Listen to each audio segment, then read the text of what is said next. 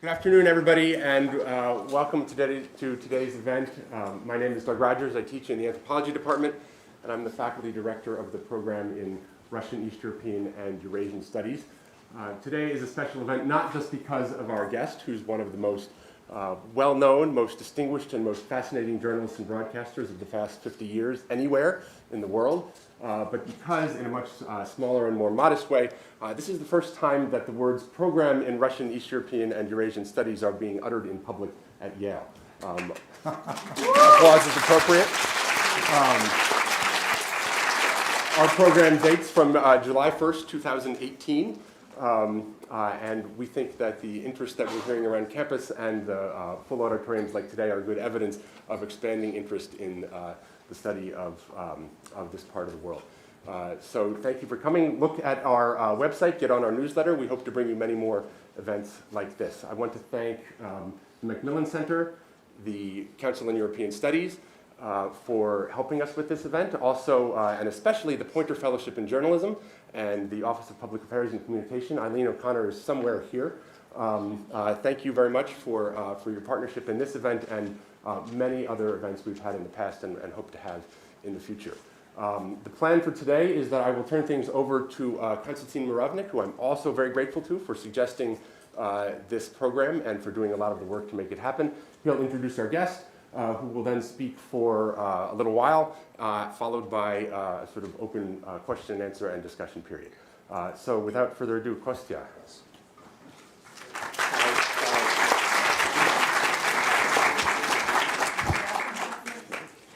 It is my distinct honor to welcome Vladimir Pozner to Yale. Mr. Pozner needs an introduction only for those who are too young to remember the 80s and the 90s in this country when he regularly appeared on Ted Koppel's Nightline and the Phil Donahue Show, and then co-hosted the Posner-Donahue Show on CNBC. At that time, he once visited Yale, so it's not a welcome, but a welcome back. Mr. Pozner may also need an introduction to those who are detached from contemporary Russia, where he is omnipresent in the media. For the past 10 years, he has hosted a weekly show, Pozner, where he interviews various national and world leaders from all walks of life. Gorbachev, Sakharov, Gaidar, Shoigu, Ted Turner and Vekselberg, Hillary Clinton and Sting, Michael McFaul and Ksenia Sobchak, among many others, had a chance to face Mr. Pozner's thoughtful scrutiny and be judged by millions of Russian viewers. Mr. Pozner's opinions on a wide range of questions, from politics to soccer, from history to gastronomy and arts, quickly go viral. They have become a fact of Russian life to such an extent that he has been termed, half seriously, half in jest, the spiritual leader of the nation and its moral compass.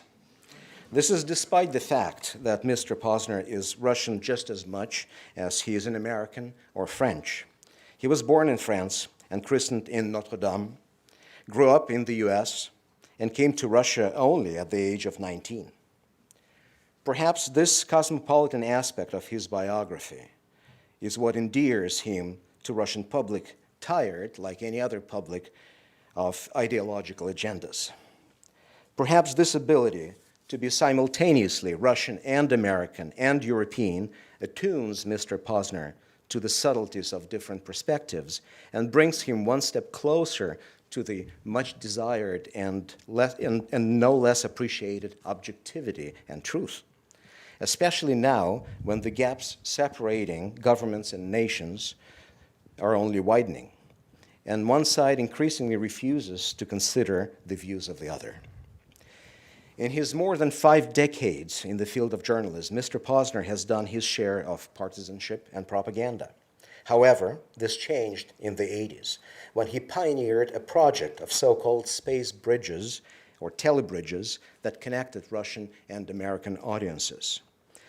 Moscow viewers named him TV journalist number 1 in 1989, and this high mark of recognition has never decreased ever since.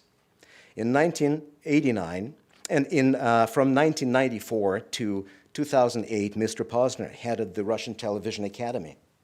In 1997, he founded the School for Television Excellence, a platform for education and promotion of young journalists. He's written several books and made a number of documentary miniseries about different countries, their cultures and people. These films brought the US, France, Italy, Germany, England, Israel, and Spain closer to millions of Russian people. It is my hope that this conversation with Mr. Pozner at Yale will also achieve what he has been so good at, that it will bring Russian views and opinions a little closer to our students and colleagues, and will maintain what we all need now the most, a dialogue based on mutual understanding and respect. So please join me in welcoming Vladimir Pozner.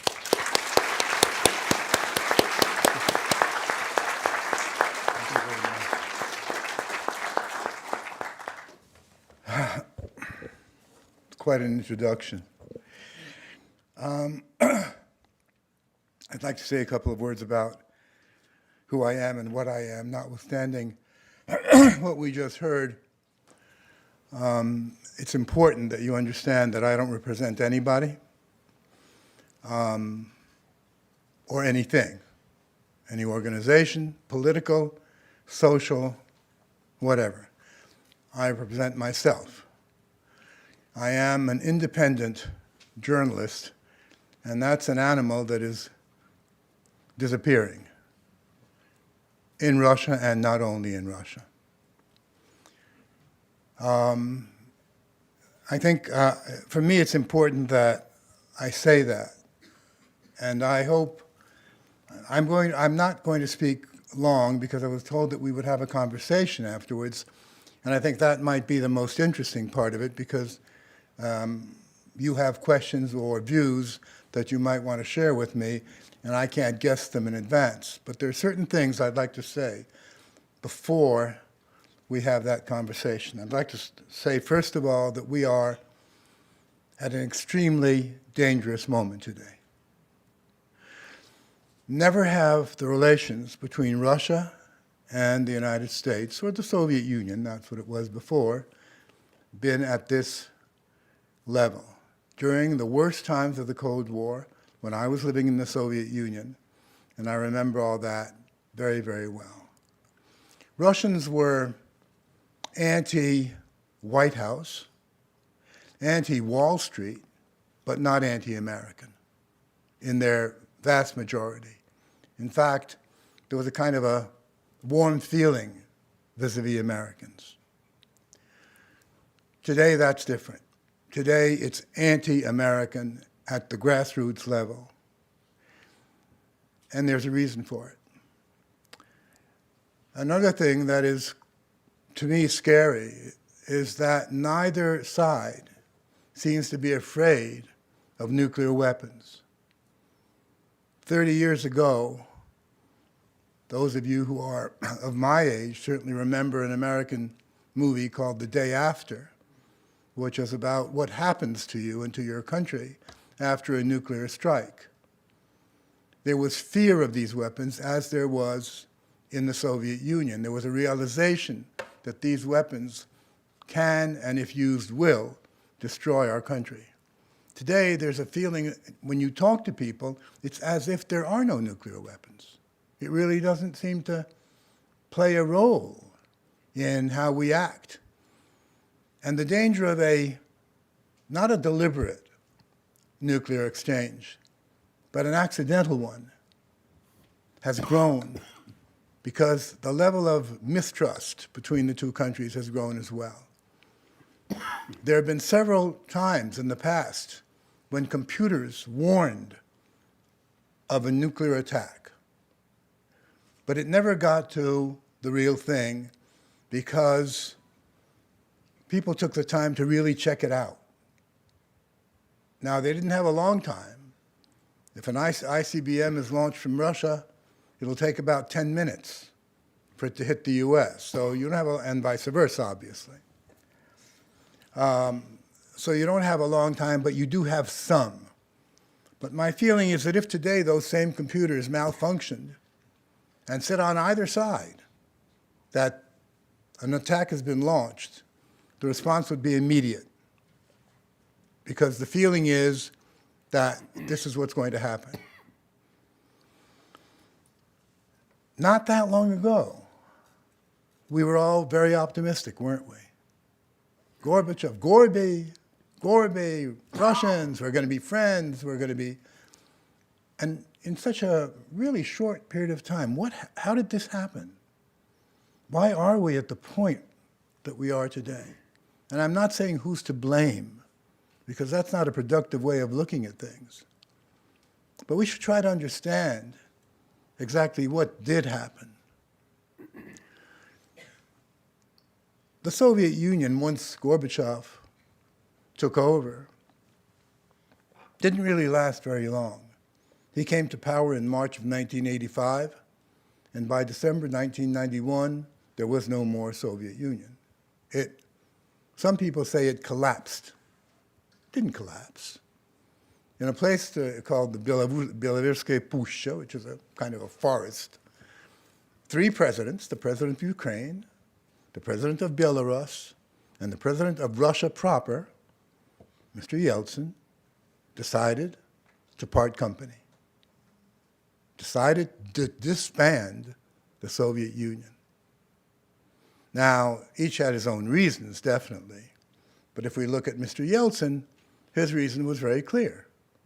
He was the president of Russia, so he was number 2 to Gorbachev, because Gorbachev was president of the Soviet Union, of which Russia was part, the largest part, but only part. Get rid of the Soviet Union, and there's no president, and you get rid of Gorbachev. And that's precisely what he did. So no more Soviet Union, quickly no more Warsaw Pact, of course. That is to say, countries that were usually called Soviet satellites were part of a military alliance with the Soviet Union. That alliance disappeared. And so the United States had to figure out, how do we deal with this new entity called Russia? How do we deal with it? There's no more Soviet Union. What is going to be U.S. policy vis-a-vis this country? And of course, Yeltsin also had to think about what is going to be Russia's attitude towards the United States. You may remember that soon after the Soviet Union ceased to exist, in, I think it was February of 1992,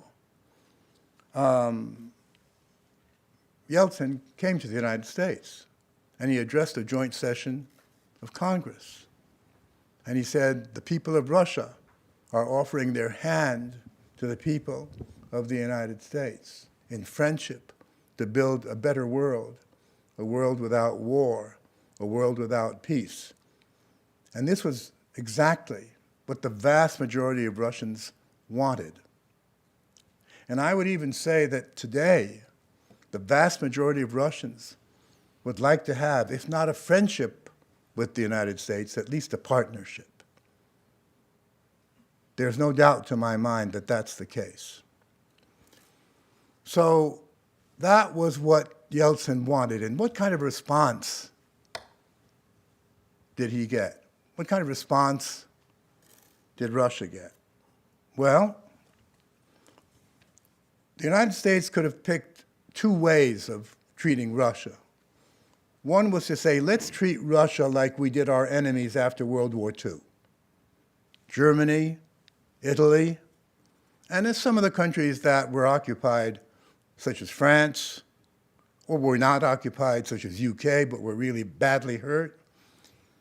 Let's find a way to see to it that in those countries, Nazis, fascists do not come back, and communists do not come to power. And may I remind you that in those days, the Communist Party of France and the Communist Party of Italy were very, very powerful.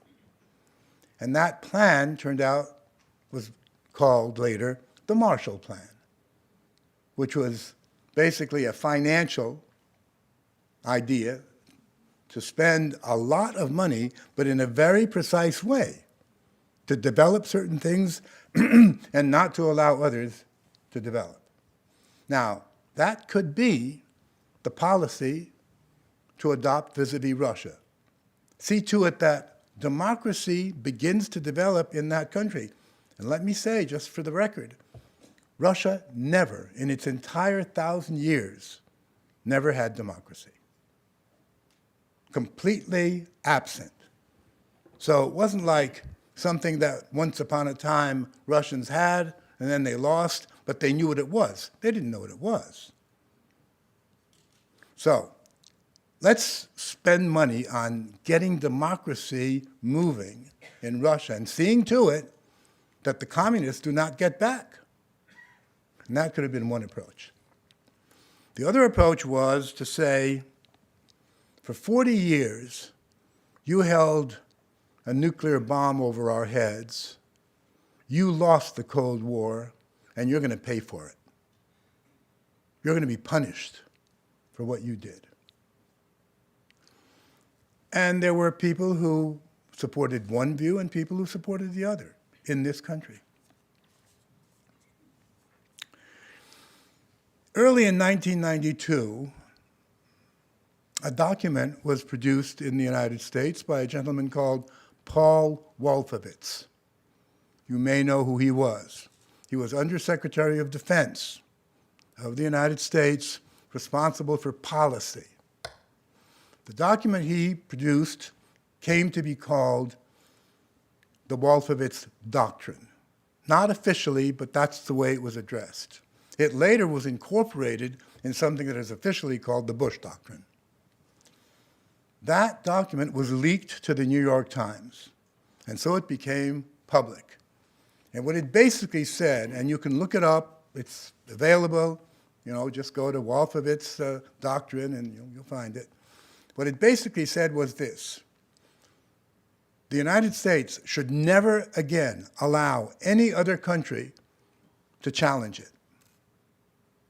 The United States must remain the superior country. And we should tell our allies not to worry about developing their own weapons because we will do that for them. And we must watch out for Russia because we don't know which way it's going to go. The bear might get up on his hind legs again and growl. When that document was leaked to the New York Times, there was an outcry by the more liberal, if you will. In America now, the word liberal and conservative has lost the meaning that it once upon a time had. So when I say liberal, I'm not sure that I'm saying the right word, but at least many people were upset by this document. Edward Kennedy said that it was an imperialist document that no country could or should accept. It was quickly, as it were, removed and rewritten by Mr. Cheney, not a very liberal man in any sense as far as I can remember, and the Secretary of Defense in those days, Mr. Powell. But basically it retained that view. Russia and America must be the only superpower. And basically, that view was the one that was accepted. It was the one that was accepted. And the attitude towards Russia was pretty much, you're no longer a superpower. You are a second-rate country. Just keep quiet, please. This became evident and would be evident to you if you follow the policy of the United States. Now, let's begin with going back to Gorbachev and his meetings when he was asked by several people, all of them quite important, to allow Germany to reunite and take down the Berlin Wall. And he was told by James Baker, and now this is not many people, when I would say this, many people would say, it's not true, it's not true. He was told by James Baker, if this happens, NATO will not move 1 inch eastward. Well, not long ago, on December 12th, 2017, the National Defense Archives of George Washington University declassified the minutes of the Baker-Gorbachev discussion, and it's there. But it's not only Baker who said that to him. There were several people did. The German leadership did, West German at those days, and so on. And finally, I don't know whether Gorbachev could have stopped Germany from reuniting, but the fact of the matter is that they said yes and took down the Berlin Wall. And NATO stayed put. It stayed put in those days. It stayed put under Bush Sr. It stayed put during the first 4 years of Clinton. But in the next 4 years, in 1996 approximately, a decision was taken to enlarge NATO. 3 countries: Poland, the Czech Republic, and Hungary. Now, I'm going to read something to you. You know who Thomas Friedman is? New York Times, old hand columnist. He, when this happened, this is 1998, he called up George Kennan. I don't know if you're all aware who George Kennan was, but he was one, in my opinion, perhaps one of the most brilliant minds, political minds of the United States in the second half of the 20th century, the man who devised the idea of containment of the Soviet Union rather than war against the Soviet Union, successfully did this. So, a brilliant man who established the very foundation of U.S. policy vis-a-vis the Soviet Union. So Thomas Friedman called him up. The article he published in the New York Times is called Foreign Affairs, Now a Word from X. Why X? Because in 1947, in the magazine Foreign Affairs, Mr. Kennan had published this article about containment, and he signed it X. So he called him up and he asked him, what did he think about this decision to enlarge NATO? Let me quote. I think, this is May 2nd, 1998. I think it is the beginning of a new Cold War, said Mr. Kennan from his Princeton home. I think the Russians will gradually react quite adversely, and it will affect their policies. I think it is a tragic mistake. There was no reason for this whatsoever. That decision, and now I'm giving you my opinion, is what really started this relation, turning it south, as you might say. That's where it all began. Because the Russian reaction, and specifically this is 1998, so this is Yeltsin, late Yeltsin, was, you promised not to do this. So how do we trust you if you make a promise? I would also like you to perhaps try to solve a little problem. It's a kind of not mathematical. Take the time from when Gorbachev came to power, March 1985, to 2007, when Putin has been in power for 7 years. That's 22 years. I ask you to find a single thing in foreign or domestic policies done by the Soviet Union while it still existed, and then Russia proper, that might in any way anger, irk, disappoint the United States. Let me answer that for you. Nothing. Not one thing during that period. Now, what did Russia get as a result of that? First, the enlargement of NATO. So that was number one. Then the bombing of Yugoslavia. That was done by NATO, and NATO is, after all, dependent mostly on the United States, let's face it, right? The UN did not condone this. So the bombing of Yugoslavia, that's from March 24th, 99 to June 10th, 99. Then Kosovo and recognition of Kosovo, although it had been part of Serbia for centuries. And there were people in Russia who said, you're letting the gin out of the bottle. Because if you do this, then there are other countries that will do the same. And Russia did the same vis-a-vis Abkhazia to begin with, okay?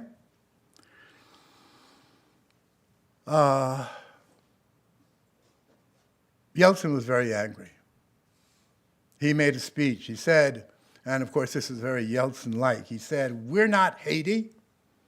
You can't treat us like Haiti. We're a great country.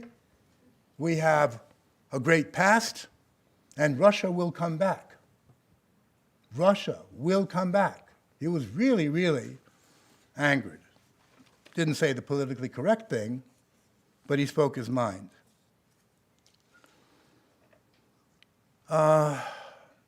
Then finally, the year 2000, Mr. Putin is not elected, although elected, to the presidency. And one of the first things he does is to ask for Russia to become a member of NATO. Why not be a member of NATO? NATO was created to defend Europe, and perhaps not only Europe, from Soviet aggression, from a country that you couldn't predict. There is no more Soviet Union, and there is no more Warsaw Pact. Why can't we create an organization where we're part of it, said Mr. Putin, and act together to protect from some kind of aggression? He was told, go take a walk, basically. What about some kind of partnership or becoming part of the European Union? Again, and this is all documented. Everything I say, except when I say my opinion, is documented. You can look it up. And he said, no, you're too big. Your country's too big. You can't. And all the while, Russia was being reminded that it's no longer really that important a country. Now, one of the things you must keep in mind is that much like the Americans, the Russians believe that they have a mission, that their country was selected by destiny. Now, my being French, I laugh at that. I laugh both at you and at them, because we French know that we're the best, and we have no mission. That's it. But seriously speaking, that's a fact. And so the sense of losing this aura of greatness, of being told, we don't care about you. The reaction of the average Russian to that was one of, you're insulting me. You don't respect me. And so the anger, gradually, and the anger focused on Gorbachev. Many, many Russians figured, you sold the country. You don't stand up to these men, to the United States. And then the same thing for Yeltsin. You'd be surprised how unpopular Gorbachev and Yeltsin are today in Russia. Maybe 5% support them, precisely for that reason. Well, there are some others as well that have to do with economic things, but nonetheless. So now here we have Putin, who, as you know, as soon as 9/11 happens, calls up Bush Jr., W., and offers his help. And yes, and does help in Afghanistan. And if you want to have your soldiers, your military people in Central Asia, right on our borders, be my guest. And in Georgia, absolutely. So it's not just words. We want to fight terrorism together. and gets nothing in exchange. So finally, in 2007, in Munich, speaking to the group of 20 in Munich, Putin says this. This is February 10th. I think it is obvious that NATO expansion does not have any relation with the modernization of the alliance itself or with ensuring security in Europe. On the contrary, it represents a serious provocation that reduces the level of mutual trust. And we have the right to ask, against whom is this expansion intended? And what happened to the assurance of our Western partners made after the dissolution of the Warsaw Pact? Where are those declarations today? No one even remembers them. But I will allow myself to remind this audience what was said. I would like to quote the speech of General Secretary Mr. Werner of Brussels on May 17, 1990. He said at the time, quote, "The fact that we are not ready to place a NATO army outside of German territory gives the Soviet Union a firm security guarantee." Where are these guarantees? And do you know what the answer was? The answer was, yes, but that was guarantees given to the Soviet Union, and you're Russia. Well, what kind of a reaction would you expect? Last year, I think it was, making a foreign policy speech, Putin said, "Our mistake was that we trusted you too much. And your mistake was that you tried to take advantage of that." That is the situation today. Now, it may seem to you that I'm blaming the United States. I don't want the word blame used. It was a mistaken political decision. It was not the Russians.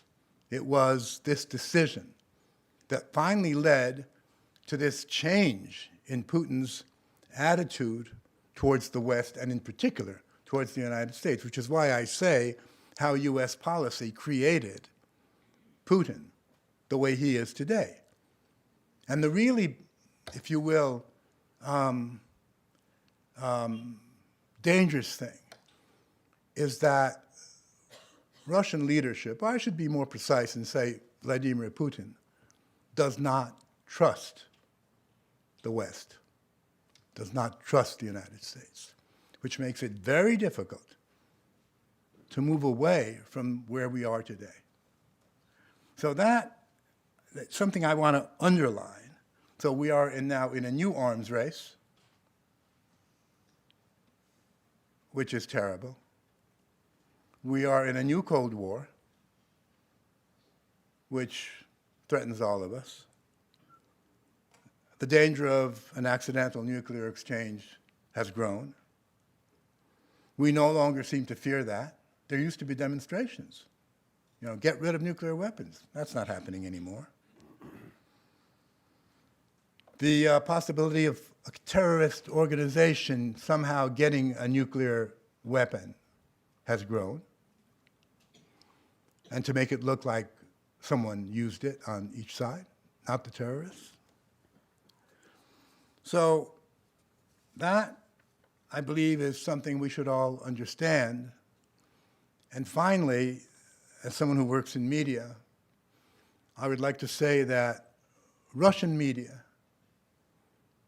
mainstream, I mean mainstream media, paints America black. Russian media, mainstream media, controlled directly or indirectly by the government, shows an extremely negative picture of the United States, US policy, and so on.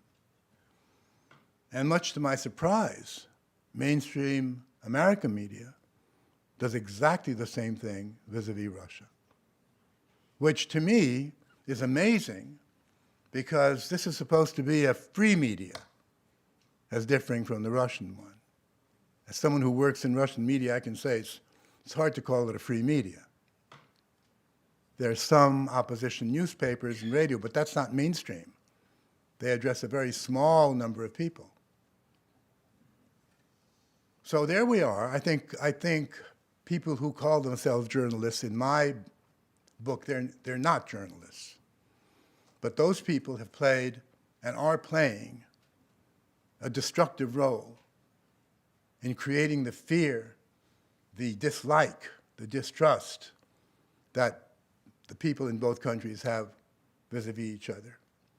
And the fact that we don't seem to question our media is really quite interesting.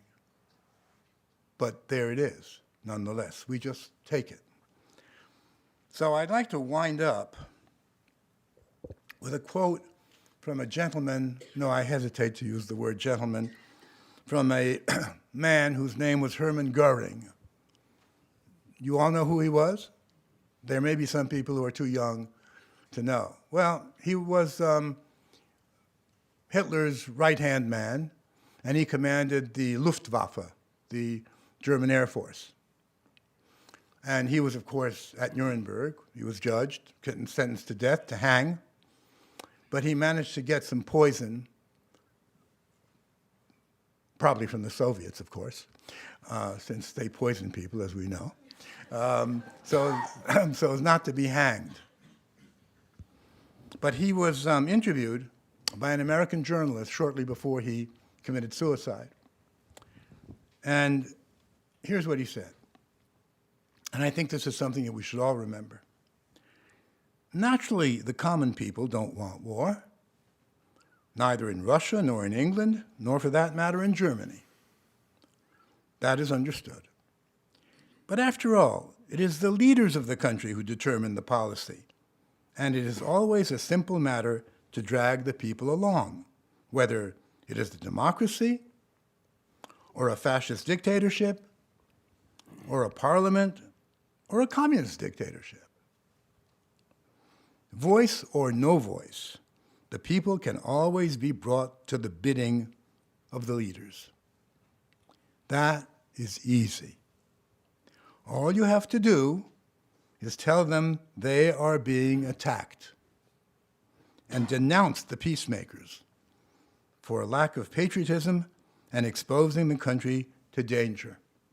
It works the same in any country, said Mr. Goering. And I think he was absolutely right. And we are being led by our media, by our politicians, in that direction, in both countries. I remember an ad that I saw, a famous American actor, whose name he starred in, oh gosh, so many movies. An African-American, not a young, yeah, Freeman, yes. And he says, we are at war. And he does it very well. He's a wonderful actor. But he tells you, we are at war, and we must, and da-da-da-da-da-da-da. And of course, it's very scary. There's nothing I can do about that except speak. And I speak, I'm happy to speak here today. I do this in Russia, and I'll keep doing it as long as I possibly can, because there has to be some voice raised against what's happening. We're being manipulated. The way Putin is portrayed, well, he's worse than Hitler. And even Hillary Clinton compared him to Hitler. I'm not a Putin fan, believe me, but what's going on here? And of course, President Trump, well, even your own press is not too positive about him, but anyway. So basically, that's what I wanted to share with you. And see, I've only spoken for 45 minutes. And I would very much like to discuss, I hope you have problems, and problems. That was a Freudian slip, wasn't it? I hope you have questions. I'm sure that, what I've just said, in the sense of what's happened, it can't be argued about. I mean, these are facts. But how you interpret them, that's a whole different issue. So thank you again for listening, and let's talk.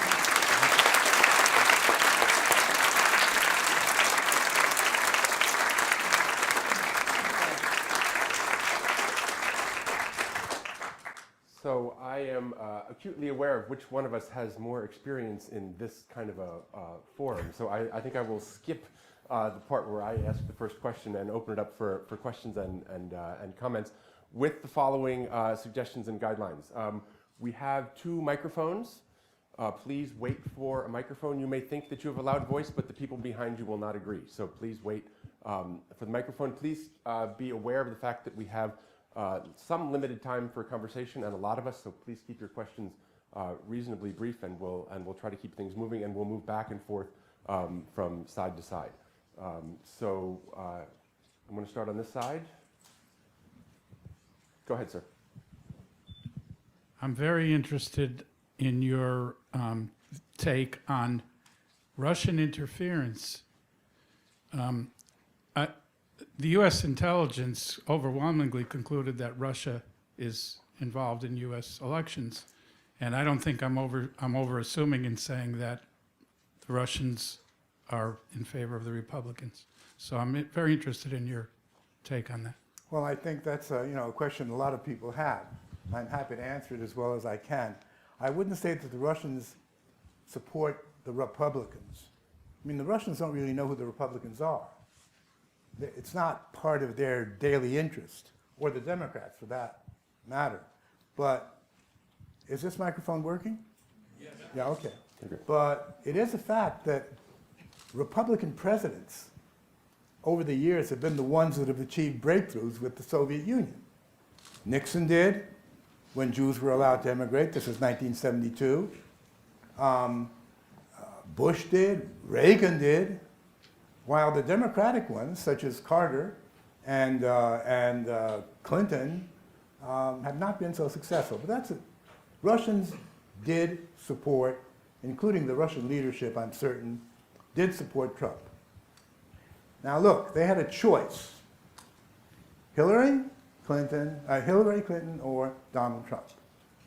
Hillary Clinton said that Putin was a former KGB agent and had no soul, and compared him to Hitler. Trump said, I think I can work with this man. I think we can do this. Now, yes, the Russians wanted him to win. And I think that's normal. Did the Russians interfere? Officially, Putin denies it. The Russians officially deny it. U.S. intelligence, different intelligence, says it can't furnish the exact proof, but it is certain that they did. I've been reading, just recently, there was this huge, I don't know how many pages, special issue in New York Times about the, pages and pages with wonderful, wonderful illustrations that are supposed to really prove, like this, this kind of thing. This is journalism. Interesting, isn't it?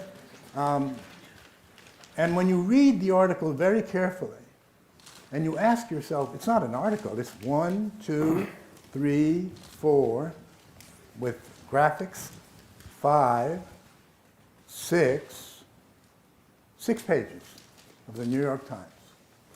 And when you read it carefully, you ask yourself, why was it published now?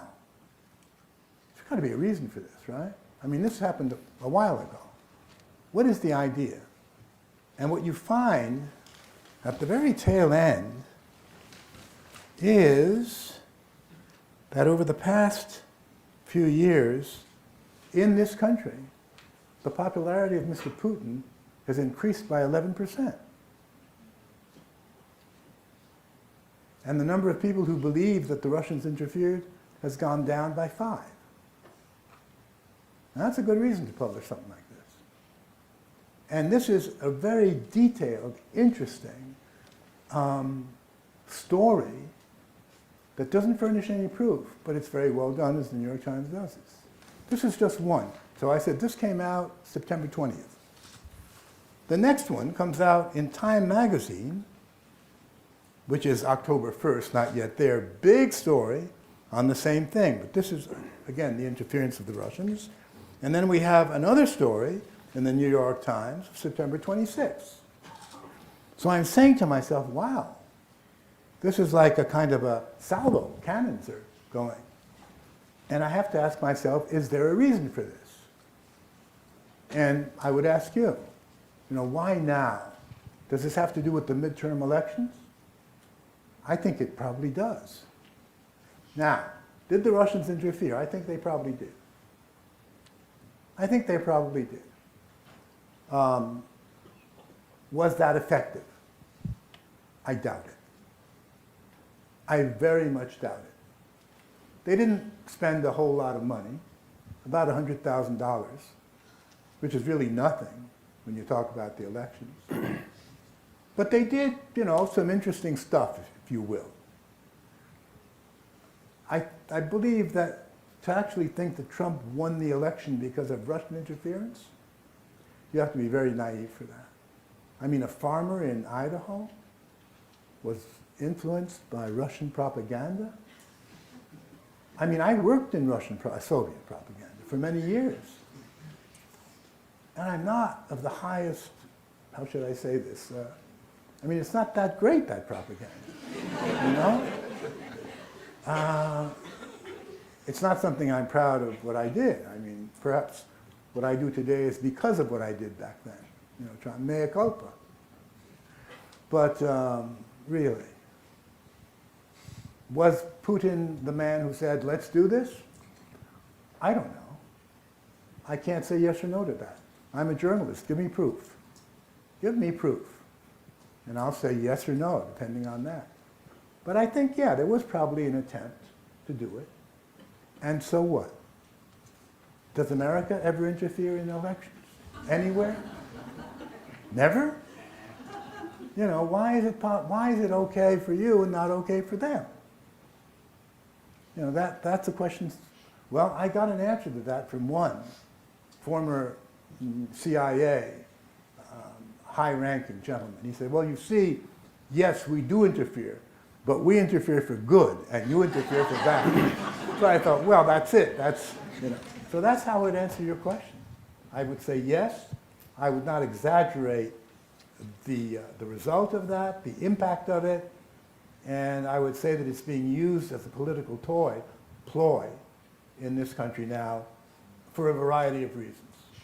And it only really surfaced after Hillary lost. Before that, it wasn't there. But you had to find a reason why she lost. And of course, it was the big bad Russian bear.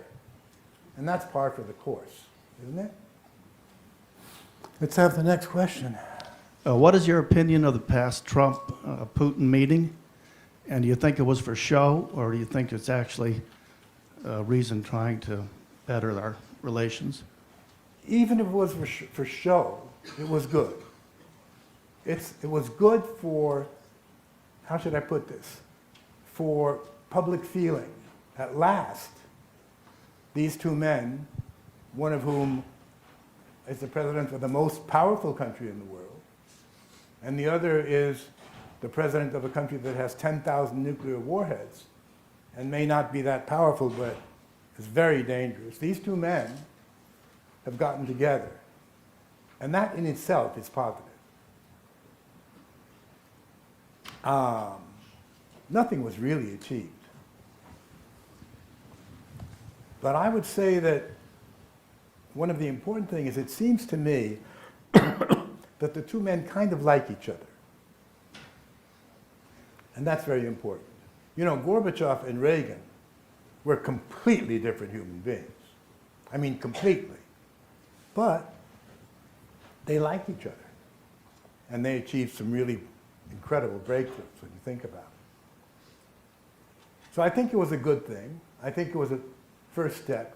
Of course, here, the reaction to it was very negative because supposedly, well, you know, what Trump said, that he trusted Putin and that he trusted his intelligence.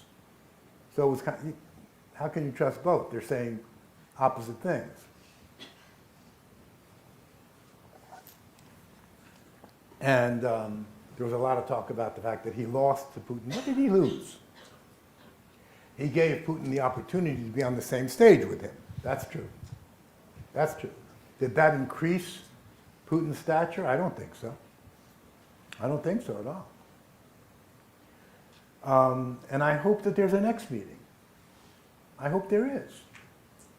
I hope that somehow there will be an attempt to break out of the situation that we're in now. I mean, I'm not a big fan of Mr. Trump's, but even if he tries to do something, the Congress, the US Congress, seems hell-bent on not allowing that. And I don't know why. Now, if the American establishment wants regime change in Russia, wants Putin out and someone different in, if that is the aim of the people who run this country, let's put it that way, that is extremely dangerous. It's not going to happen. It's not going to happen. Russians are living worse today than they did 5 years ago. The sanctions are hurting. But the average Russian is saying, we're being punished for things we never did. This is not fair. This is the American bully throwing his weight around. And we'll take it. We can take it. And I think that's true. The Russians, the tougher it is, the more tough they become. They're pretty weak when things are good. No, it's true. But when things are tough, that's when they're really, you know. And I was reading this book by Arthur Schlesinger, Jr. It's called The Cycles of American History. And he dwells on 1850, when there were revolutions in Europe in 1848, and there was a Hungarian Revolution, and the leader of that revolution was a man called Kossuth. And finally that revolution was destroyed by the Austrians and the Russians. And so, speaking in Congress, an American senator said that the United States should interfere. This is 1850. And Senator Hale, and there's this quote. He said, the future historian might start off his chapter about the year 1850 in the following manner.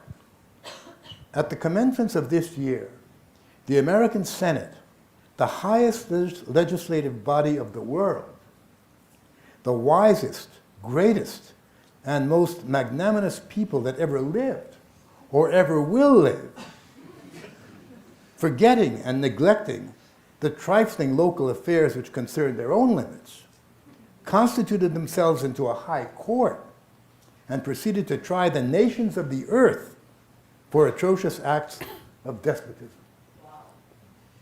1850, the idea that the United States has the right to interfere in other countries because they behave badly from a U.S. or other point of view, from a U.S. point of view. 1850. Well, then you begin to understand a lot of other things, because that's what the United States has done time and time again. But when another country does that, that's not permissible. So in Syria, if the U.S. goes in to protect the so-called and support the so-called moderate opposition, and the Russians go in to support Saddam, not Saddam, Assad, the Americans can do it. That's okay. The Russians can't. You know, where's your logic here? It's a tit for tat thing, isn't it? So, you know, that's pretty much, in my view, the answer to your. That's how I look at this issue. Is there someone over on this side? Are we done? No, keep going. There's a question right over here. It'd be helpful if you would also identify yourselves before you ask your question. Okay. My name is Rob Foreman. I work for the medical school here. I used to listen to you on Radio Moscow. So, That was a long time ago. see the gray hairs. Yeah. Well, Yes. But I'd like to frame it a little differently, that I'm not so sure I perceive Americans to be hating what Russia did in interfering, although America has some of that attitude that you described, but disliking the fact that someone who is largely considered to be an incompetent president who does not have the interests of this country at heart is beholden to the Russians, even if the Russians, what they did was comparable to what the Americans have done in Central America and who knows where else. And on that basis, I guess my question is, A, do you think that analysis is accurate? And B, why not, if not? Because I don't know that it is so much an attack on what the Russians did in 2016 as on the person who seems to be in the pocket of those who did it. well, I would say this, that it was Kennedy who used to say, I'll say this to that, right? I will say this.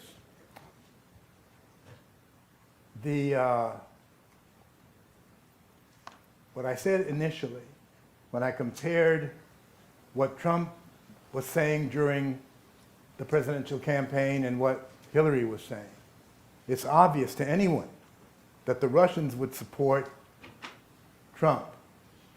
It's obvious, and Americans should understand that.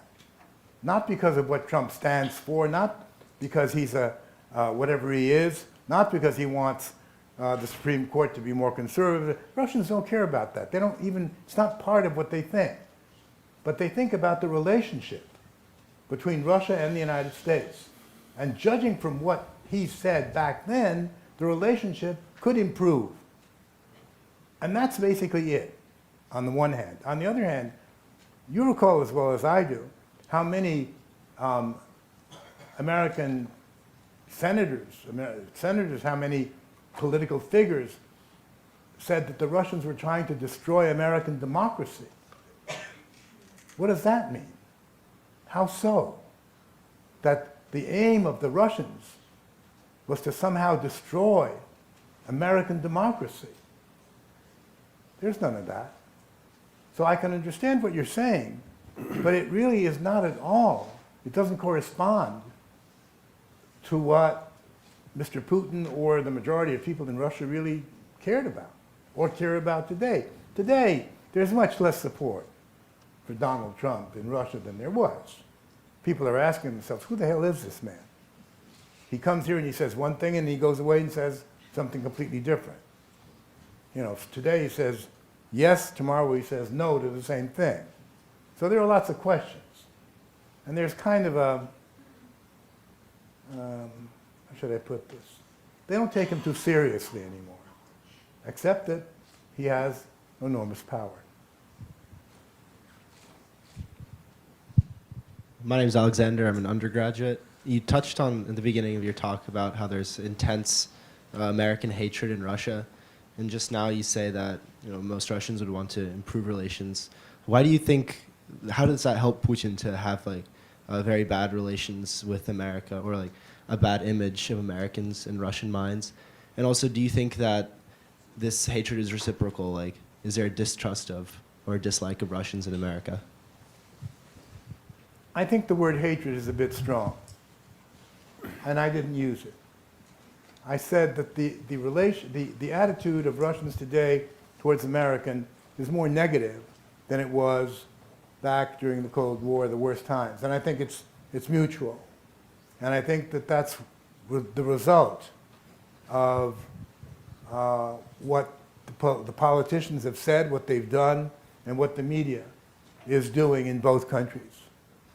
And I think it's an issue of political will, because before Gorbachev came to power in Russia, in the Soviet Union, excuse me, the attitude was negative in this country, very negative towards the Soviet Union and the Russians. You know, the Russians are coming, this, that. But as soon as Gorbachev started changing things, glasnost, perestroika, da-da-da-da-da, suddenly he became Gorby. He became, you know, America's favorite guy. So I think that if there is a desire on both sides to change that attitude, it can be done very quickly. And that's why I say that we're manipulated. We are manipulated. And we all say, well, I'm totally independent. It's not true. We get we make our decisions, and we come to certain conclusions because of what we read, because of what we see, and because of what we hear. So basically that's it. I would say that certainly the internet allows us to get a much broader picture. In fact, we could communicate with the other side via the internet. It's not happening very much, but it is a little bit. So that how should I put this? The ordinary citizen could do a lot to change what's happening in both countries. And it's a two-way street. And I think it's people like you, that is to say of your age, they're the ones who, for me, are the reason for optimism. Because you can do this, whereas people of my age and slightly younger can do far less. So I would hope that, you know, what I've said today might lead you to look into this. And I don't say to anyone, believe me, trust me, heaven forbid. Look into it. That's all I would say. So I was struck in both your talk and now your sort of mutual indictment of the media on both sides. And I've been curious for a while about how this may or may not be different to what this picture looked like, say, in the mid 1980s. Well, the difference. I wonder if you could recall. So just take the New York Times. I mean, I wonder if you could recall with, you know, what New York Times reporting about Russia, about the Soviet Union, was like in the 80s. Yeah. And whether you see significant differences. Let me give you an example. Back in the 1970s, 1980s, all of the major television networks, which are the most powerful in the sense of affecting, back then especially, affecting people's views, all three of the major networks, ABC, CBS, and NBC, had bureaus in Moscow. The head of the ABC bureau was a woman by the name of Anne Garrels. Well, that was a rare thing in those years for a bureau to have a woman as a chief. Not only that, but she spoke Russian. And I'd like to tell you that the vast majority of American journalists did not speak Russian. They had interpreters. She did. And one day, and I met her at some reception, and I was doing the show that, you know, I did for Moscow Radio. And we talked, and she said, "You should be on US television." I said, "Well, you know, how does that happen?" She called up Ted Koppel. You remember who he was, right? Nightline? I hope you've not forgotten. And she said, "You know, Ted, instead of having dissidents on all the time, who represent 0.0 point something of the country, of the Soviet Union, she's put on someone who can express the Soviet viewpoint and who can do it in English." So I got on Nightline, and since I was not your typical Russian as far as the American audience was concerned, who is this? I had great ratings, and so I was on again and again and again, and then on NBC and CBS and here and there. Today, that wouldn't happen. I was allowed to argue the Soviet viewpoint on American television. I was allowed to do that. Ted would invite someone from the State Department to rebut me, and very often the State Department would say, we're not going to do this because Pozner's a pain in the whatsits, and we don't want to talk to him. That's fine. Today, I would not get that possibility to be on a major network regularly. And that's what's changed. That's what's really changed. And I've come to think that government censorship, official or not official, when the Soviet Union was official, there was an official censor, you had to go with your piece and the censor would read it, stamp it, censorship. Today that doesn't exist in Russia. But of course there's censorship when the boss says, no, you can't say that, or you can't print that. So, and I'm talking now about mainstream media, right? So I call that government censorship. But there's something that I call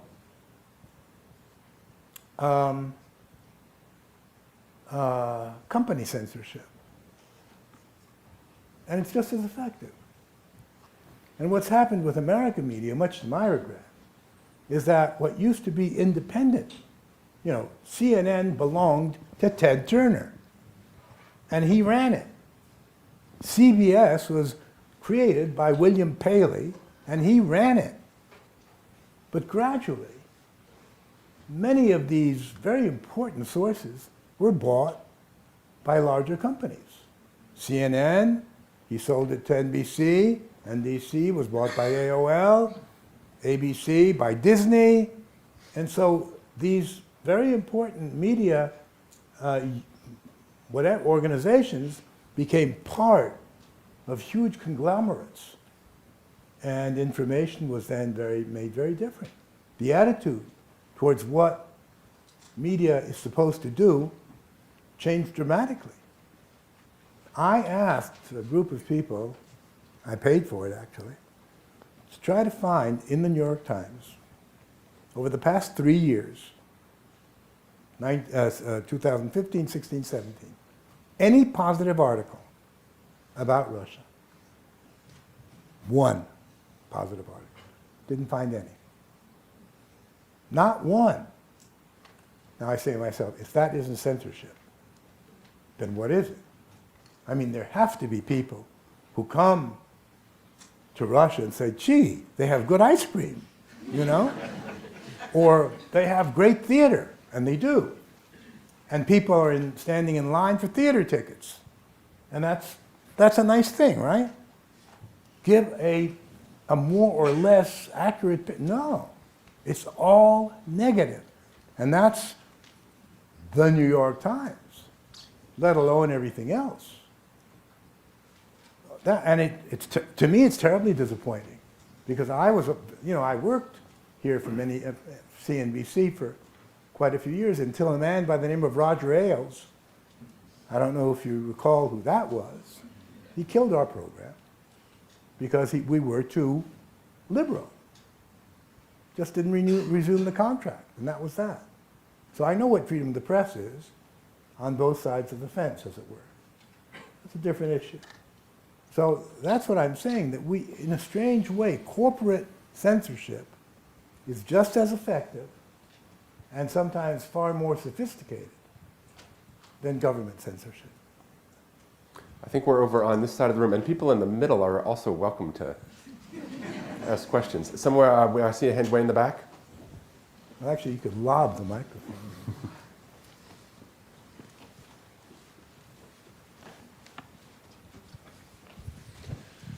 So my name is Rick Schneider. I work with Rivendell Institute at Yale. Where are you? Right here. Oh, okay, thank you. I'm also a visiting professor, have been at MGIMO, and currently at Vyška.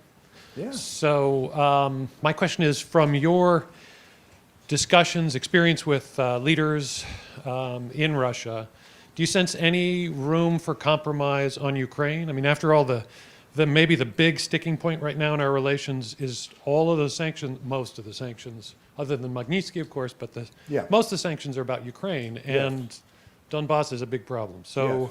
is there room for compromise to fix that? First of all, I applaud the question, because the key word is compromise. The key word is compromise. I had asked for the possibility to show a map. Is that still possible, or is that not possible anymore? I want to answer your question because I want to show something that I think is important. I asked, oh my.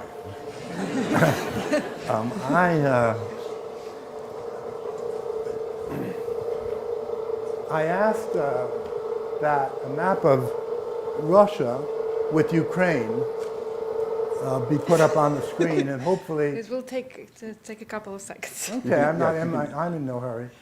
And a map of the United States and Mexico be put up on the screen. Now,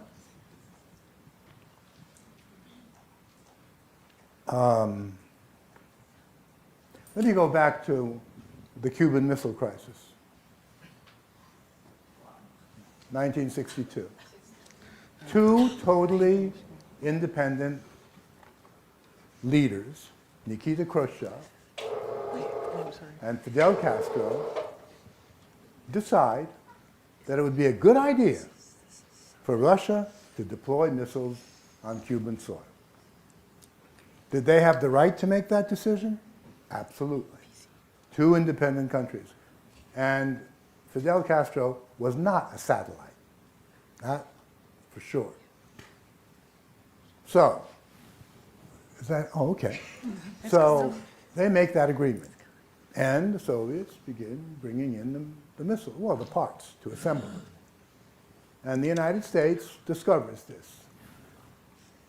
That's not it. It's all right. Someone else's. That's someone And, else's. No. and No. I Kennedy says to the Russians, turn your ships around or we will sink them. And if that leads to World War III, so be it. And the Russians turned their ships around. But there was a compromise. Not made public in this country at that time. Kennedy agreed to pull out American missiles that were deployed in Turkey in exchange. Because the Russians said, look, you have missiles in Turkey right on our border almost. You say our missiles are an existential threat, well, so are yours. Take them out and we will not deploy ours. That was a compromise. Now, Kennedy asked that this not be made public because it would kind of be seen as a loss of face and blah, blah, blah. And it wasn't made public, and then it was later on. So that was a compromise. And it helped avoid World War III. Well, this is not yet happening. You may have to sort of ask folks to conjure in their mind's eye. All right, I will do that. Yes, I think you I get, will if try you want to that. do. So now, the Russian leadership sees NATO as an existential threat. Rightly or wrongly, that's not the point. The point is that that's the way it's seen. And this is not politics.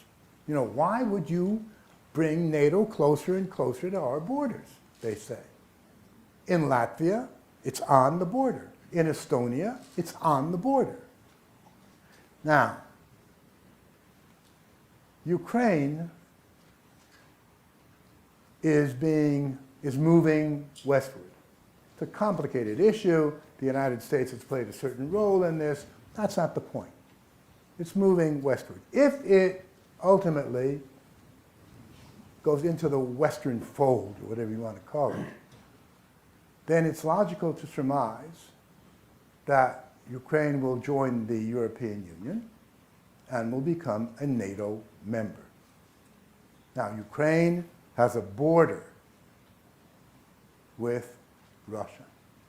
Not only that, but Crimea, which was traditionally Russian, but we can go into the complicated thing about how Ukraine was Russian and was not a Russian, not the point. But Sevastopol was always the base of the Navy, the Russian Navy, naval fleet of the Black Sea. So if Crimea remains Ukrainian, and if Ukraine becomes part of NATO, the Russian fleet won't be in Sevastopol, but the American Sixth Fleet might very well be there. And NATO will be on Russia's southwest border. And the Russians see this as an existential danger. And they say, we will not permit it. Now, does that correspond to international law? No, it doesn't. But when you talk about existential threat, you say, I don't care about international law, as in the Cuban Missile Crisis. You say, no, we don't give a damn how you feel. We're not going to allow this. It is my opinion that had from the very outset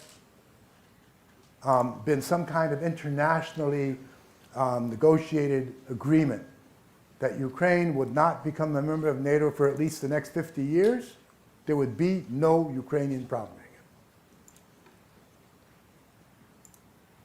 Why did I ask for a map of the United States and Mexico? Well, the United States has a pretty large border with Mexico. Now imagine that you have a revolution in Mexico. That's not that hard to imagine. And imagine that the government that comes to power is not a big fan of the United States of America. And I think that too is not difficult to imagine. But since it's a little bit afraid of Big Brother, it asks the Russians to send over 3 or 4 or 5 divisions to be placed on the U.S.-Mexican border. Think the U.S. would accept that? So why would the Russians accept this? That's what it's really all about. Does there have to be a compromise? In my opinion, yes. And the compromise has to be that Ukraine guaranteed will not become a member of NATO. And then the compromise is that the Russians get out. We get out, but there's the guarantee. Crimea is a different issue. There could be an agreement that let's do another referendum under international supervision. Let's see what the people of Crimea want. Do they really want to be part of Russia? Or do they want to be part of Ukraine, or do they want to be an independent republic? I know what the answer will be overwhelmingly, and so does everyone, which is why no one is even suggesting that. Because the majority of the people who live in Crimea want to be part of Russia. It's a tradition. It's existed that way for a long time. But basically, that's my answer. Yes, you need a compromise. And if neither side is willing to compromise, well, then we're in deep, whatever. Can we unmute it? Oh, well, now that we have. We're over here for the next question. Владимир Владимирович, здравствуйте. I can't hear you. Здравствуйте. You can speak Russian? Now I'm going to switch to English. I just wanted to greet you in Russian. I've been following you for many years, your work, going back to Telebridges with Phil Donahue, and certainly some of us remember those days. I watched that back in the Soviet Union. I'm from Ukraine, just for the record. So I certainly shared your view about a lot of things that you speak about. Today, however, I'm struggling a little bit to accept your point of view. And I can't get rid of a feeling that it's almost like a legal defense that is trying to explain the bad behavior of a person by the external circumstances. I'm certainly not naive or idealistic about the policymaking in any country, including the United States. And certainly I do agree that mistakes were made. Not being an expert in this field, it's difficult for me to really know the exact chronological sequence of the events. So it's difficult to argue what was the cause and what was the effect. of what you're describing. However, in your presentation today, I think you certainly presented Mr. Putin as a positive, peace-loving person, and I'm not sure that I agree with that assessment. I don't. I know. Well, you certainly brought up a number of facts that presented him as somebody who was continuously, on an ongoing basis, reaching out to the world, not just the United States, but the West, with the peace mission in mind. However, his actions, not just vis-a-vis Crimea, but overall Eastern Ukraine, his pretty aggressive actions in Syria, certainly don't create that position. So I think there's a little bit of a disconnect between either that's the United States or our policymakers created that image of Putin as somebody who is not an easy person to work with. Here we go. But certainly his actions in many ways, and not just his actions, but also the aggressive tactics of the military, Russian military in a lot of these regions, don't support that view. But to get to my question, I think while generally, if we, for discussion's sake, agree to accept that the US and maybe the Western world contributed in a way to that image of Putin that you described, Putin is not only responsible for the foreign policy of the Russian Federation, but also for its domestic policy, and who contributed to his image as the domestic leader of Russia, as somebody who is fairly authoritarian in the way he runs the country. Thank you. Well, that wasn't a question, but I'll answer it. I made a point of up to 2007. And up to 2007, Putin did nothing internationally that would speak of an aggression. Nothing at all. It all happened after 2007.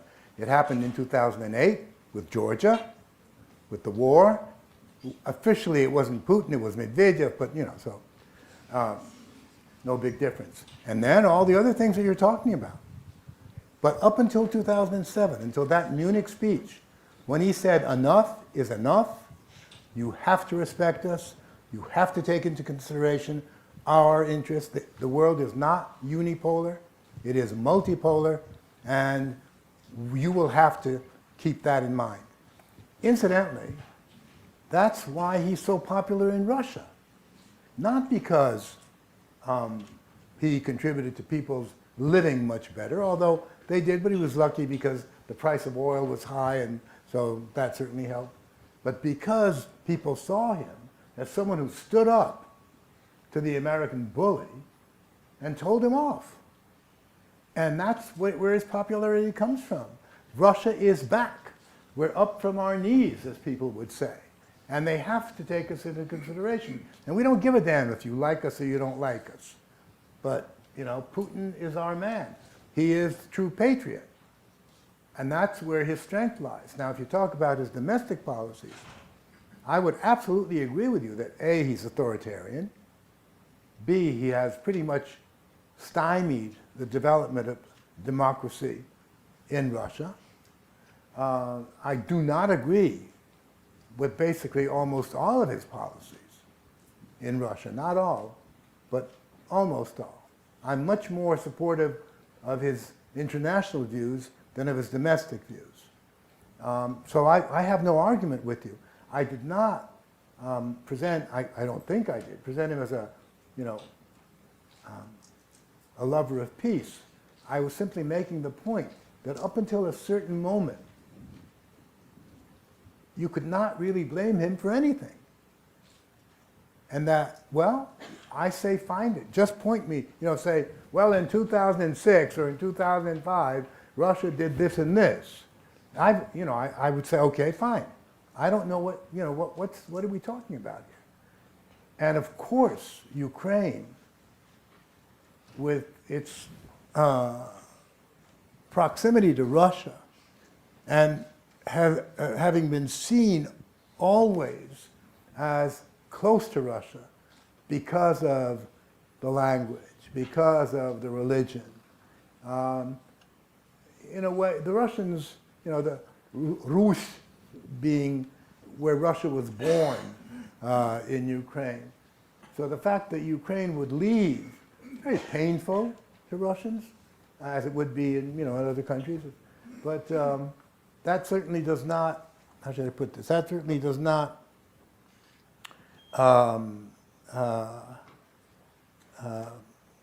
make Putin blameless in what's happened in Ukraine. So I have no argument with you at all. But because of the mistakes that we're making, in my opinion, that were made, you have now a man who has a very different outlook than he did. How many years ago now? And that's too bad. I think that there was a huge window of opportunity, and it was missed. And it's too bad for everyone. I see a hand right up here. Hi, my name is Anastasia. I'm from Moscow. So I grew up in Russia, but I've lived in the US now for 5 years. So we've talked a lot about Putin and how powerful he is and his international policy. But, being a Russian myself, I ask myself, is there a future for Russia? Should we hope for anything better? Should we, because, now I feel like there is a big division in terms of what people think. Like some people just think Putin is everything, all we've got, and there is no other future for us. But then, of course, with Navalny being in the picture, and I know you're not the fan of him, No, I'm not. but except for him, of course, there might be someone else. But my question is, should we hope for any improvements in terms of, like, for us, for Russians? Should we hope for the future for Russia, or should we just practice our American accent and forget about it? Well, when you ask that question, I would have to ask, well, what do you mean? What would you like to change? What is it that makes you ask that question? And my answer to that is, of course, there's a future. And the future is, well, let me back up a little bit here. The main problem, from my point of view, in Russia, is that the leadership, all the leadership, is Soviet. All the people who are at the head of politics and all the rest of it, they're all Soviet. They were born in the Soviet Union. They went to Soviet schools. They were members of the Young Pioneers. They were members of the Young Communist League. They were members of the Communist Party, most of them. They were created, formed by a system that no longer exists.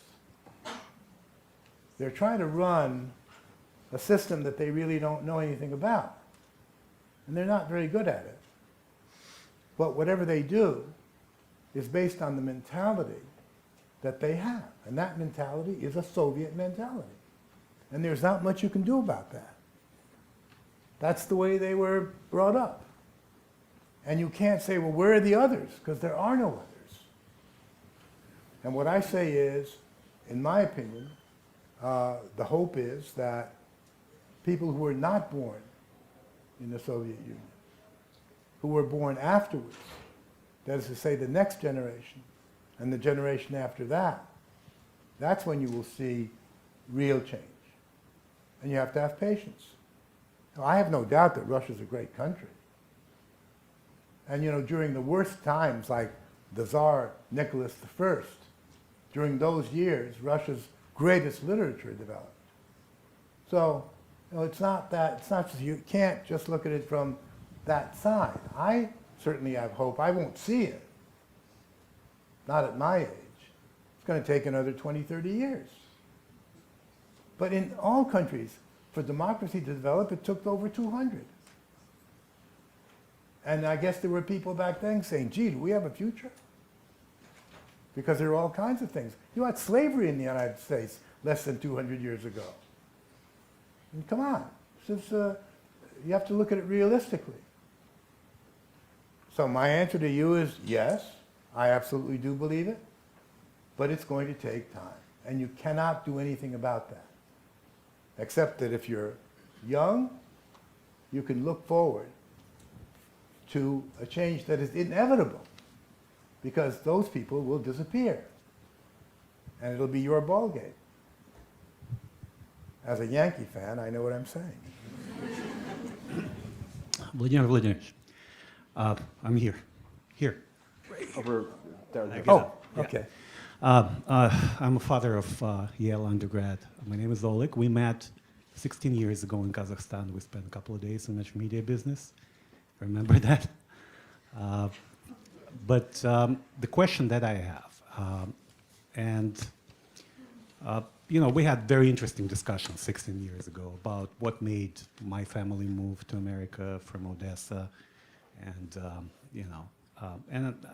I thought a lot about it, and now I know my answer. But back then, I believe I told you the story about my father, who really, after that conflict in Transnistria, that was like 100 kilometers from Odessa, when people all of a sudden started killing each other.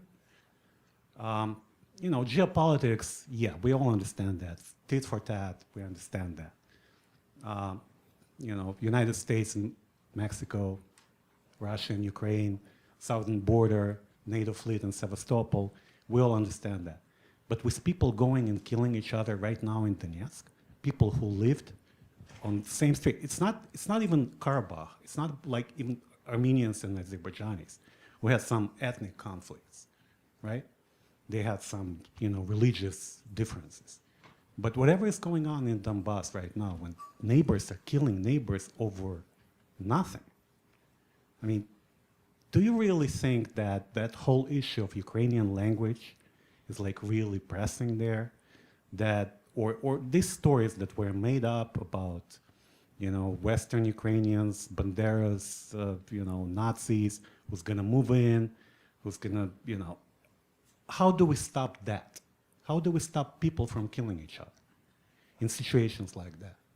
Because, they can meet up in Minsk. They can do whatever, they can make agreements, they can disagree.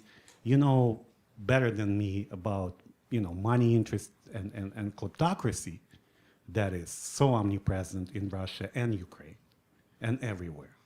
But how do we stop that? How can United States and Germany and Russia get together and stop brothers from killing brothers? Well, if I had the answers to all of those things, I probably would be in a different job. No, seriously. I mean, I can't tell you how to solve the world's problems. And, people are killing each other in many places. In Africa, for instance, brother is killing brother and so on. And this is going on everywhere. But I would say that if the leaders of Russia, of Ukraine, of the United States, of Germany, were actually asking that question they were asking, I think they'd find a way to answer it. But I don't think they're asking that question. I think they're asking very different questions. And they have very different aims. And that's why this is going on. So to me, the answer is pretty obvious. How you make people do that, that's a different question. Why is it that egoistic geopolitical interests take first place over these things? That's the real question. And when you say we understand, I don't know who you're talking about. Most people don't even know, in this country, where Georgia is, for instance, except the state of Georgia. Most people are really, really, and in Russia too, there's the level of knowledge is lower than the doorstep, as they say. So there is no effort, and the media does not play that game at all. It doesn't say, how do we stop? It says they are to blame. And that's it, and on both sides. So I think the only way to stop it is for us to talk, make our voices heard. And that's not easy. And sometimes it's dangerous. But again, if, you know, did I ever? No, of course not. There was a guy by the name, his last name was Niemöller.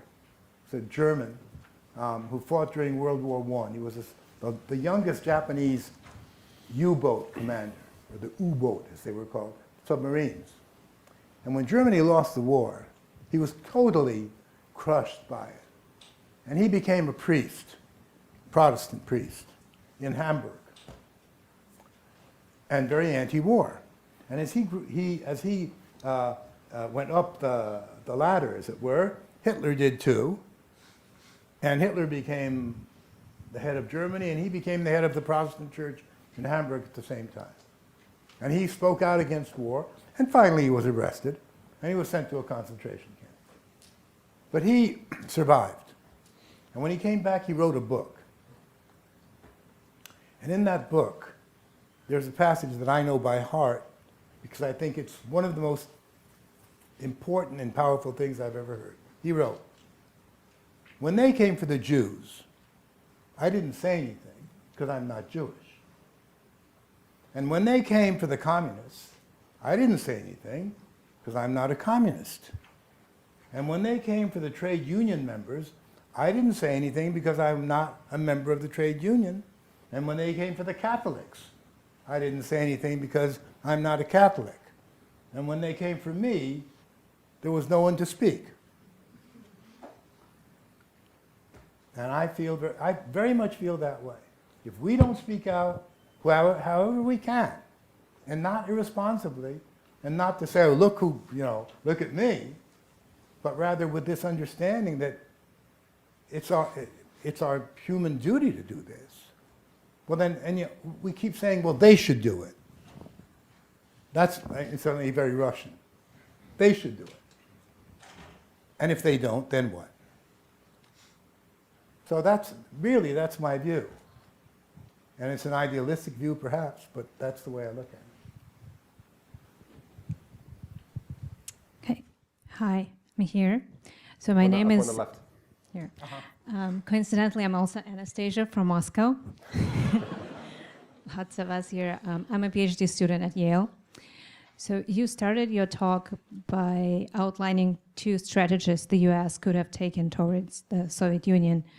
Towards Russia. Towards Russia after the Soviet Union collapsed, and presented this as a cornerstone of the situation we have right now. Yeah. So if we hypothesize, with your knowledge of Russian politics, economy, you know, the Soviet mentality that you mentioned, do you believe that some version of Marshall Plan could have ever changed anything? Well, you know, that's a question that regardless of how I answer, I can't prove it, because it didn't happen. So it's kind of, as you say, it's very hypothetical. But do I think that that would have been better than what they did? Yes, clearly. Clearly it would have been better. To what extent it would have succeeded, who knows? I don't know. But I do know that when Gorbachev announced glasnost, the media in Russia changed dramatically. And I think nobody would argue with that. Dramatically, overnight. It became a different kind of media. During the Soviet times, 40 million people tuned into the Voice of America in Russian, the BBC World Service in Russian, the Deutsche Welle in Russian, because they were not getting in their own media information that they were getting on these wave, you know, and the Russians tried to block that. The Soviet government did. Spent trillions of rubles trying to block that. But people listened nonetheless. As soon as glasnost came in, they stopped listening. They were getting it from their own source. They were getting the information. People know exactly when they're getting it and when they're not. Or usually they do. So that's one example of how quickly things changed. So I do think that had there been this attitude, let's help them. Let's help them become democratic. I do think that it would have been a positive, that the result would have been positive. I can't tell you how positive. So that's, you know, my hypothetical answer to your hypothetical question. I think we have time for two more questions, perhaps, over here. Thank you. My name is Asya. I'm from Yerevan, Armenia, right there on the map. Well, yeah, it is tiny, but it's still there. You see it over there, right? That tiny little country that says Armenia. Yes. Okay. So I'm a doctoral student and I study genocides, but today I'm going to ask You a study question. what? Genocides. Wow. Yeah, a lot of fun. But today I'm going to ask a question about current developments that happened right next door to Russia and are very connected to what you talked about speaking out, about speaking the new generation that can change, the generation that maybe does not have the Soviet mentality, can change or may be the change. Yeah. And something like that recently happened in Armenia. No one ever expected that peaceful demonstrations in such a tiny post-Soviet landlocked country could lead to change, which was the collapse of the old rule and establishment of the government, which is totally and fully supported by the people. Yes. And the funny question that I always hear when I discuss this with students or at conferences is, how come Russia did not intervene into these developments in any way? And I would really appreciate your opinion in this, like, how come that Vladimir Putin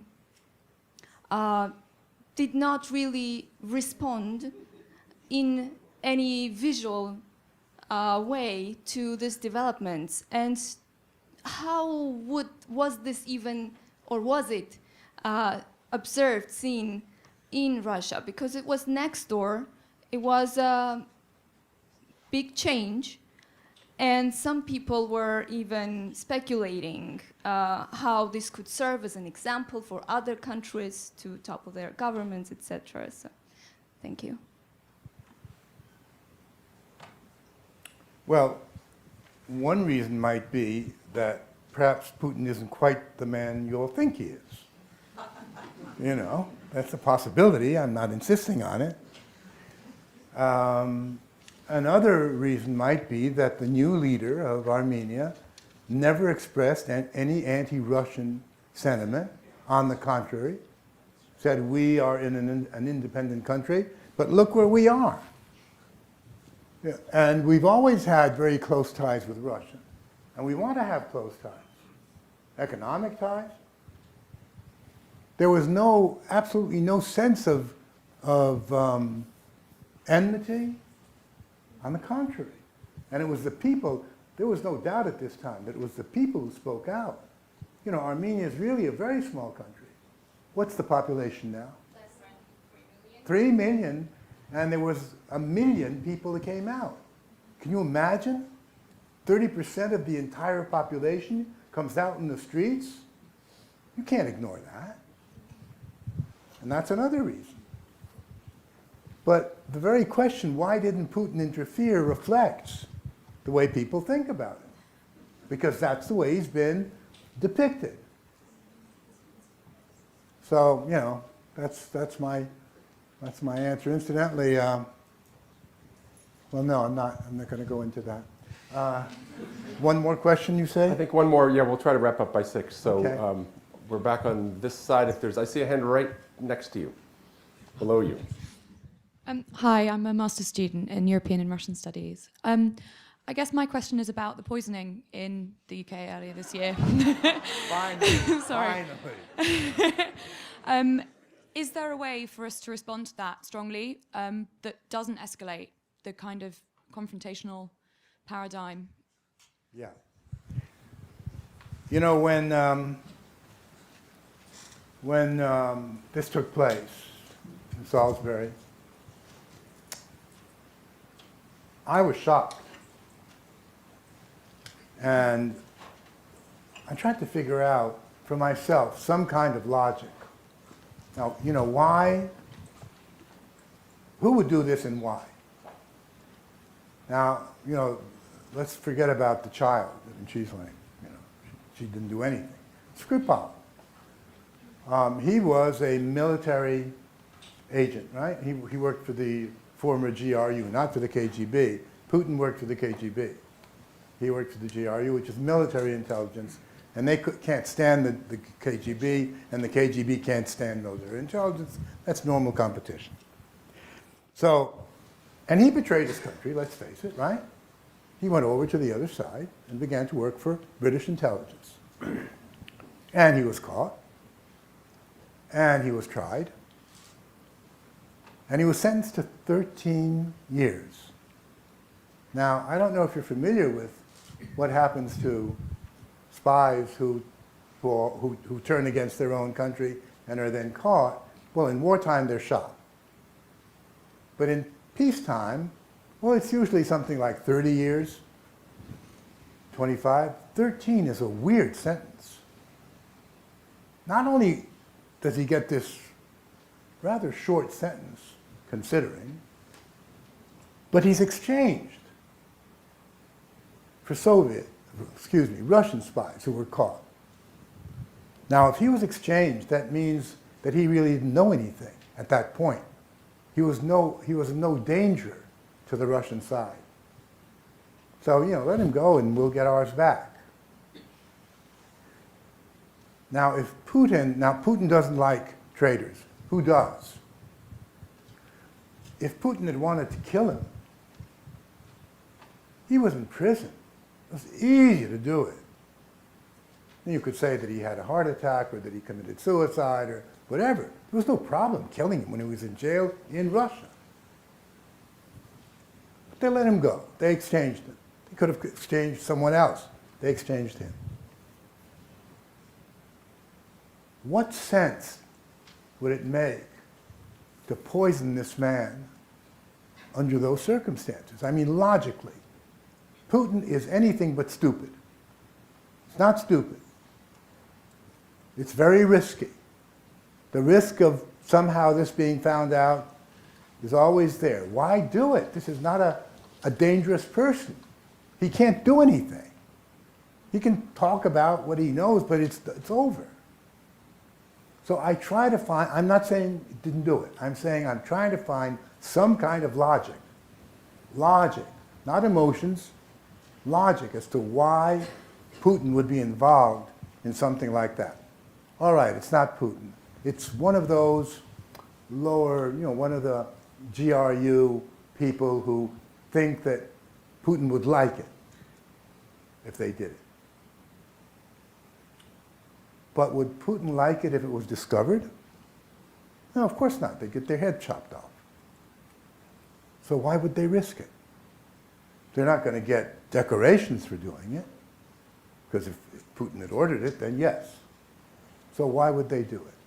So to me, it really remains a mystery, because it's stupid. It's counterproductive.